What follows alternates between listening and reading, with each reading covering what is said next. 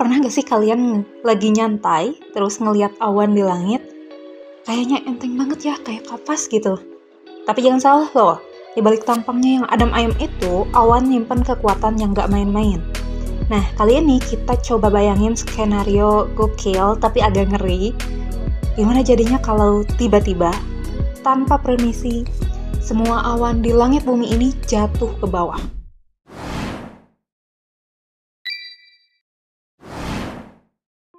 Biar kebayang serunya, sekaligus ngerinya, ide ini, coba deh kita pikirin, awan itu sebenarnya apaan sih?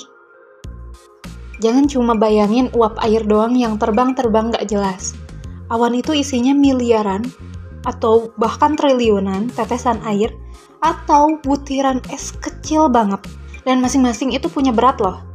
Kalau udah ngumpul jadi awan yang gede, total beratnya bisa bikin melongo. Contoh nih, awan cumulus yang ukurannya sedang aja, beratnya bisa sampai ratusan ton. Itu setara sama berat beberapa pesawat jet. Bayangin. Sekarang coba bayangin semua air sama es yang lagi asik melayang di atas sana tiba-tiba tertarik gravitasi dan langsung hantam bumi barengan. Ini bukan lagi soal hujan deras biasa atau hujan es yang bikin genteng bolong ya. Ini soal jutaan ton air sama es yang jatuh bebas dari ketinggian berkilo-kilometer. Kira-kira apa yang bakal terjadi? Apa sih yang bakal terjadi pas langit nangis gak karuan gini? Yang paling jelas sih, pasti tabrakan yang dahsyat banget. Bayangin aja, jutaan ton air sama es ngehantam setiap sudut bumi. Kekuatan tumbukannya pasti kayak hujan meteor raksasa yang nimpa seluruh planet. Tanah pasti langsung getar-getar hebat, gempa bumi gede bakal di mana-mana, dan bentuk muka bumi bisa langsung berubah drastis. Ketinggian air di permukaan juga pasti langsung naik drastis, bikin daerah rendah langsung ketutup air dalam sekejap. Terus siapa aja nih yang bakal jadi korban pertama dan paling parah? Ya jelas, semua makhluk hidup di bumi ini. Gak ada tempat yang aman dari hujan super gede ini, walaupun kalau dipikir, awan itu nggak nutupin semua permukaan, tapi efek sampingnya ketika semua awan jatuh barengan, pasti wilayah yang nggak kena pun kena juga. Ya gitulah. Manusia, hewan, tumbuhan, semuanya bakal kena imbasnya. Gelombang kejut dari tabrakan itu bisa ngeratain bangunan, hutan, sama infrastruktur lainnya. Banjir bandang gak bisa dihindarin lagi, pasti bakal nyapu bersih semua yang ada di jalannya. Nah, kapan sih kejadian super ngeri ini bisa beneran terjadi? Untungnya nih, dari yang kita tahu soal gimana awan terbentuk dan geraknya, kayaknya gak mungkin banget semua awan tiba-tiba jatuh barengan gitu. Awan itu terbentuk dan bisa tetap melayang karena ada keseimbangan antara gaya tarik bumi sama gaya dorong ke atas dari udara yang gerak dan beda tekanan. Tapi dengan bayangin kejadian ini, kita jadi ngerti betapa pentingnya atmosfer kita yang pinter banget ngejaga keseimbangan ini.